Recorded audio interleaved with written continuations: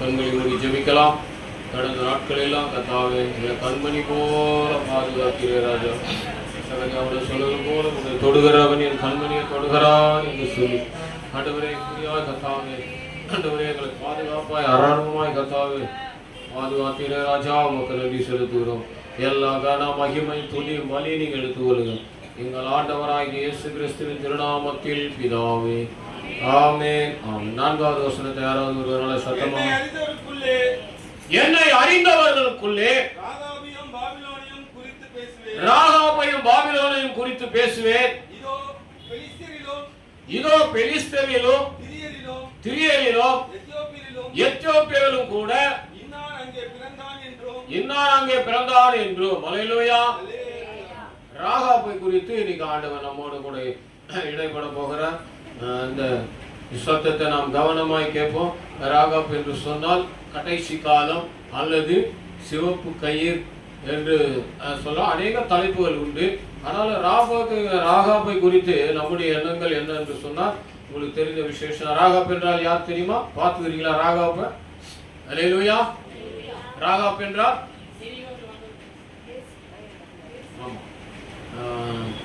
அருமையான சகோதரி சொல்றாங்க வேசி. நமக்கு எல்லாமே இன்னும் எல்லாரும் கேட்டா அதான் சொல்லுவாங்க, ராகாப் என்றால் வேசி. அவ்வளவுதான் அவங்களுக்கு தெரியும். முகம் தெரியுமா? முகம் நமக்கு தெரியாது, நம்ம பார்த்ததும் கிடையாது. ஆனா அவங்கள குறித்து எழுதி வைத்த வார்த்தைகளை நாம் பார்க்கிறோம். அவங்க யாராம்? வேசி. இதுதான் நம்ம மனசுல ஆழமா பதிஞ்சு போச்சு. ஆனா ராகாப்பை குறித்தான வல்லுநர்கள் அவங்க எழுதுறத நீங்க அந்த புஸ்தகம்லாம் கிடைச்சா வாங்கி வாசித்து பாருங்க. ஒரு 150 ரூபாய் இருக்கு. ராகாப் என்று தனி ஒரு புஸ்தகம் கிடைத்தால் அடியன் கூட அதை வாங்கி உங்களுக்காக அதை கொடுக்க பிரயாசப்படுகிறேன். ராகாப்பு, கிதியோன், இப்படி ஒவ்வொருத்தருடைய புஸ்தகங்களை படிச்சீங்கன்னா நம்மளுக்கு என்ன சொல்லப்பட்டிருக்கிறோம், நம்ம யாரும் கேள்விப்படுறோமோ அதை தான். பெண் பிள்ளையா இருந்தாலும் சரி, ஆண்களா இருந்தாலும் சரி, ஒருவரை குறித்து சொல்லுகிற தவறான காரியங்களோ அல்லது நல்ல காரியங்களோ அதை தான் தெரியும். ஆனால் அவங்கள நம்ம பார்த்துருக்க மாட்டோம். ராகாப்பை நாம பார்க்கல, ஆனா வார்த்தையின் மூலமாக ராகாப் வேசி என்பதை மாத்திரம் தான் நம்முடைய இருதயமாகிய பலகையில் நாம் எழுதி வைத்திருக்கிறோம். அல்லேலூயா. ராகாப்பை குறித்து வல்லுநர்கள் சொல்கிற காரியம் கடைசி காலம். இதற்கு விளக்கம் சொன்னா எனக்கு நேரம் போதாது. அதனால உங்களுக்கு சொல்ற கடைசி காலம்னா உங்களுக்கு நீங்களே தெரிந்து கொள்வீங்க. அல்லேலூயா. சிவப்பு கயிறு. அல்லேலூயா. சிவப்பு கயிறு. இந்த கயிறு எங்கே காணப்படுகிறது என்று சொன்னால் ஆசரிப்பு கூடாரத்திலே காணப்படுகிற ஒரு சிவப்பு நூல். அல்லேலூயா. அதுதான் கயிறு. ஏன் கயிறு என்று எழுதுகிறார் என்று சொன்னால் 2 தூதுவர்களை அல்லது வேவு பார்க்கிற மனிதர்களை இறக்கிவிட்ட கயிறு. அல்லேலூயா. இது எங்கே காணப்படுகிறது? ஆசரிப்பு கூடாரத்திலே சிவப்பு நூலாக காணப்படுகிற கயிறு. அப்ப கடைசி காலம் அப்படி என்று சொன்னால் ராகாபுக்கு தேவன் அருளின மகா கிருபை, தயவு, கேள்வி ஞானம். அல்லேலூயா. இவர்கள் இஸ்ரவேலர்கள் என்று சொன்ன உடனே இஸ்ரவேலின் தெய்வம் தான் உண்மையான தெய்வம் என்று தன்னுடைய இருதயத்திலே ஆழமாக பதித்து கிடைத்த அந்த வார்த்தைகளை கடைசி அந்த நேரத்தில் கிடைக்கப்பட்ட வார்த்தையாகிய ஆண்டவரை பார்க்கவில்லை. ஆனால் கிடைத்த வார்த்தை உட்கொண்டு என்ன பண்ணிட்டாலாம்? அப்படியே விசுவாசித்தார். அல்லேலூயா. விசுவாசித்தவளே பாக்கியம் என்று எழுதியிருக்கிற அந்த வார்த்தைக்கு நேராய் தன்னை நடத்தினவர். அல்லேலூயா. கானானிய ஸ்திரீ. எந்த ஊரை சேர்ந்தவளா? கானானிய ஸ்திரீ. கானானிய ஸ்திரீ என்றால் உங்களுக்கு தெரியும், யோவான்ல ஒரு கானானிய ஸ்திரீ இருக்கிறார். அல்லேலூயா. அதே போல கானா ஒரு கல்யாணம். அல்லேலூயா. உங்களுக்கு இதெல்லாம் நீங்க அப்படியே ஈக்குவல் போட்டுக்கினே வரணும். கானானிய ஸ்திரீ என்று சொன்னால் இந்த ராகாப் யாரா? கானானிய ஸ்திரீ. அல்லேலூயா. நீங்க பைபிள் விளக்க உரை நீங்க வாங்கி உங்ககிட்ட இருக்குமானால் நீங்க படிங்க. அதுலதான் அதுல சொல்லுவாங்க கானானிய ஸ்திரீ. ராகாப் யாரா? கானானிய ஸ்திரீ. அதே போல யோவான் சுவிசேஷத்துல ஆண்டவரோடு கூட உரையாடுகிற ஸ்திரீ பேர் என்னவா? கானானிய ஸ்திரீ. அல்லேலூயா. ஆமா. அதே போல தேவன் நம்முடைய ஆண்டவராகிய இயேசு கிறிஸ்து குறைவுபட்டதை இனிப்பாக அதிக ருசியுள்ளதாக மாற்றுகிற இடமும் கானா ஒரு கல்யாணம். அல்லேலூயா. அப்போ இந்த ராகாப்புக்கு குறைவாய் காணப்பட்டதை கேள்வி ஞானத்தினாலே காற்றினாலே வந்த செய்தியை கேட்டு அப்படியே தன் இருதயத்துல இறுக்கி பிடித்து கொண்டாள். அதுதான் அவளுடைய கடைசி காலம். அல்லேலூயா. தன்னுடைய பாவ பழக்கத்திற்கு கடைசி காலம். ஆண்டவராகிய இயேசு கிறிஸ்து ராகாபினுடைய இருதயத்துல வந்த நாள் தான் கடைசி காலம். அல்லேலூயா. வெளிப்படுத்தல் 2ஆம் அதிகாரம் 21ஆம் வசனம் நினைக்கிறேன், வாசிங்க. அவள் மனம் திரும்பும்படியாய் அவளுக்கு தவணை கொடுத்து ஆமென், அவளுக்கு அந்த வேசி மார்க்கத்தை விட்டு மனம் திரும்ப விருப்பம் இல்லையா? அது போலதான் இன்றைக்கு நானும் ஒரு சிலரும் காணப்படுகிறோம். அல்லேலூயா. மனம் திரும்புவதற்கு ஏதுவான காரியங்களை தேவன் என்ன சொல்றார்? அங்க கொடுக்கிறார். ஆனா இந்த கானான் ஸ்திரீக்கு நீங்க யோசுவா 2ஆம் அதிகாரம் 1 - 24 வரை நீங்க வாசித்து பாருங்க. 27 25 அந்த அதிகாரம் முழுவதுமாக கூட நீங்க வாசித்தீங்களா?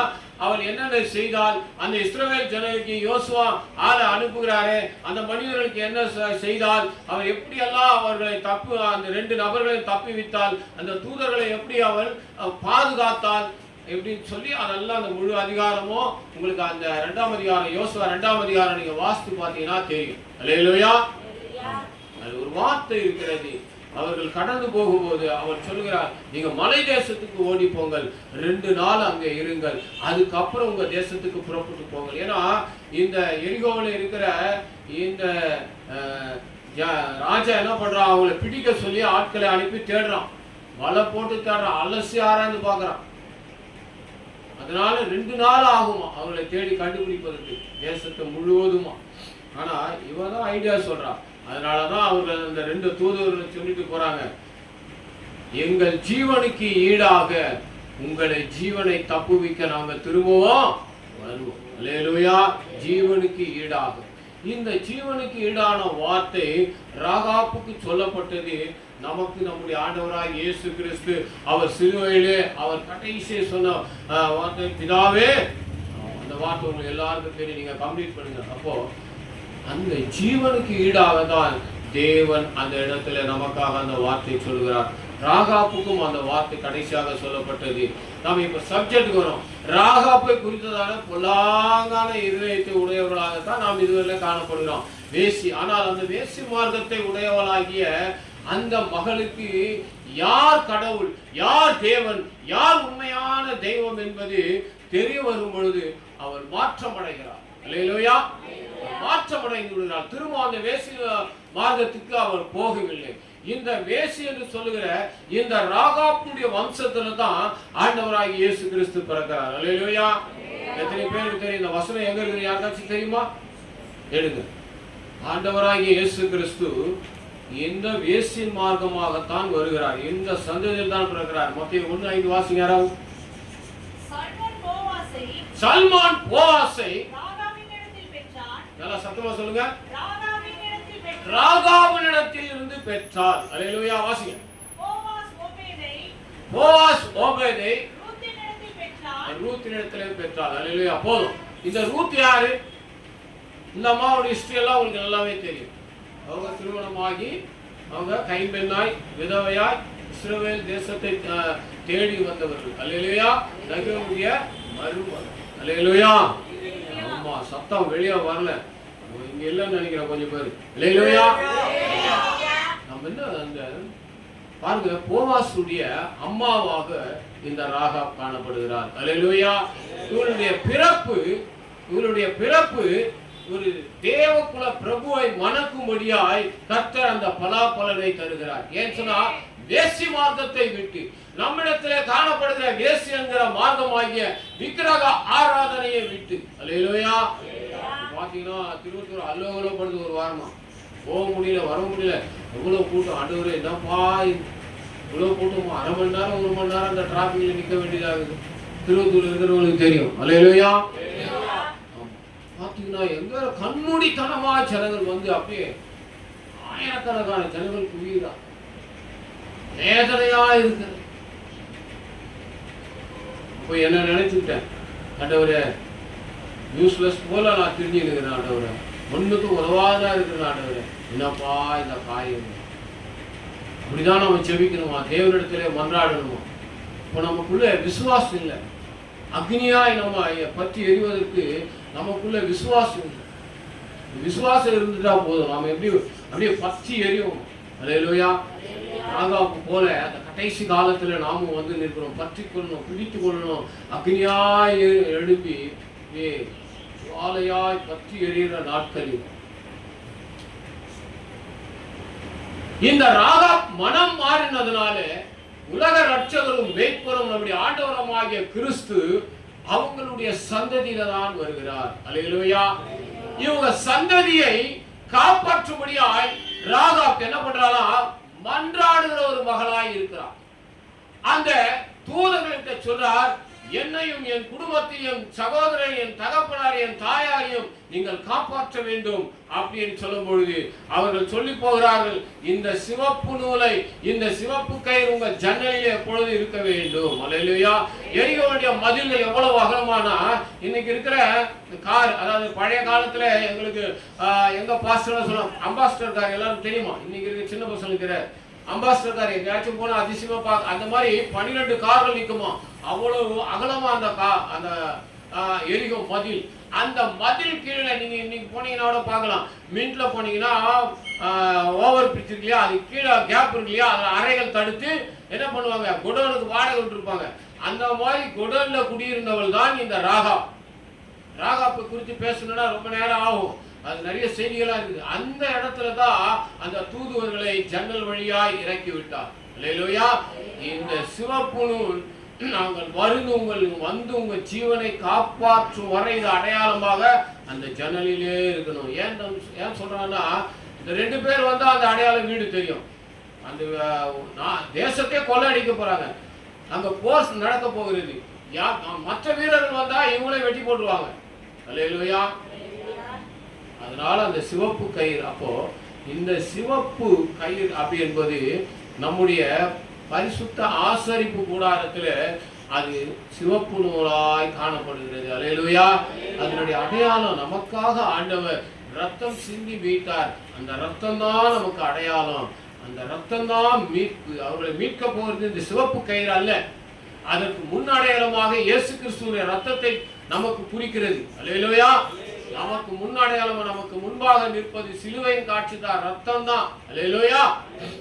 அடுத்தது, அவள் மனம் மாறவில்லை, அவள் பயப்படவில்லை, அவள் மனம் மாறல. ஐயோ, தேசத்துல போர் வந்து விட்டா, சண்டை வந்துட்டா, நம்முடைய குடும்பம் அழிஞ்சிடுமே, இந்த ராஜா நாம தான் அந்த தூதர்களை காப்பாற்றி தெரிஞ்சா நம்மளை வெட்டி போட்டுருவானே அல்லது துன்புறுத்திய சாவடிப்பானு சொல்லி பயப்படவில்லை. உறுதியாய் தன்னுடைய ஜனங்களுக்காக கிறிஸ்துவை போல ஜனங்களை மீட்கும்படியாய் தன்னுடைய குடும்பத்திற்காக என்ன பண்றா, பரிந்து பேசுற மன்றாடுகிற ஒரு மகளாய் இருந்தார். யாரும் நம்ம தியானிக்கிறதுல வேசின்னு தான் தெரியும். சிம்சோனை கேட்டா திருட்டு பையன் வேசின்னு தான் நம்ம சொல்லுவோம். பையன் 3 கல்யாணம் பண்ணிட்டான் இல்லையா, அதனால அவனை நம்ம வேசியை போய் கல்யாணம் பண்ணிட்டான் இல்லையா. அதனால நம்ம ஆனா சிம்சோனை குறித்து நீங்கள் வாசிக்க, அது கூட புக்கு இருக்கு, நீங்க வாசித்தீங்கன்னா ரொம்ப அருமையா இருக்கும். கிடையாது, அப்படியே நம்ம தவறா புரிஞ்சுக்கிட்டோம். அதே போலதான் இந்த ராகாப்பை குறித்து மன உறுதியா இருந்தாலும், அவங்க வந்து போரிட்ட போது கூட அவள் ஓடவே இல்லையா. ஏன்? அந்த பேழைக்குள்ளே இருந்தால் மாத்திரம்தான் பாதுகாப்பு. அந்த சிவப்பு கயிறு எங்க இருக்கிறதோ அதுதான் அவளுக்கு அடையாளம். நமக்கு அடையாளம் ரத்தம், அதுதான் பாதுகாப்பு. உங்களை பாதுகாக்கிறது அந்த ரத்தம் தான். அதை ராகாப் உறுதியாய் கையாண்டார். அவன் ஓடி போகவே இல்லை, அந்த வீட்டிலே அந்த மதில் சுவரின் கீழே இருந்தார். ராஜா யோசுவா சொல்றான், தப்பு வித்தாங்க ராகாப் அந்த வேசியினுடைய அந்த மகளுடைய வீட்டை நீங்கள் போய் பாதுகாப்பாய் கொண்டு வந்து விடுங்கள் என்று. அல்லேலூயா. அப்படிதான் பாதுகாப்பாய் இஸ்ரவேல் ஜனங்களுக்குள்ள கொண்டு வரும் பொழுதுதான் ராஜாவுக்கு அவள் மகள் மனவாட்டியாய் அவள் மாறுகிறார். அல்லேலூயா. அது போலதான் கிறிஸ்துவ ஜீவியத்தில் நாம எப்படி இருக்கணுமா, உறுதியாய் இருக்கணுமா. வாசிங்க எபிரேயர் 11:31 ஒருத்தர் வாசிங்க. 11:31 இதெல்லாம் மனப்பாடமா இருக்கணும். கண்ண மூடின்னு சொல்லணும். நீங்க விசுவாசத்தை குறித்து சொல்லப்படுகிற வார்த்தை வாசித்து முடிக்கலாம். சீக்கிரம் வாசிங்க. இவ்வளவு நேரமா எபிரேயர் விசுவாசத்தினாலே ராகாப் எனும் வேசி வேறுகாரரை சமாதானத்துடனே ஏற்றுக்கொண்டு கீழ்ப்படியாதவர்களோடு கூட சேதமாகாதிருந்தாள். கீழ்ப்படியாத ஜனங்களாகிய அந்த எரிகோ தேசத்துடைய ஜனங்கள் எப்படி கீழ்ப்படியவே ஆண்டவருக்கு, அதனால என்ன பண்ணாங்க, மாண்டு போய்விட்டார்கள். அந்த இடத்துலதான் இந்த ராகாப் உயர்த்தப்படுகிறார். அல்லேலூயா. அடுத்து யாக்கோபு 2:25 வாசிங்க. யாக்கோபு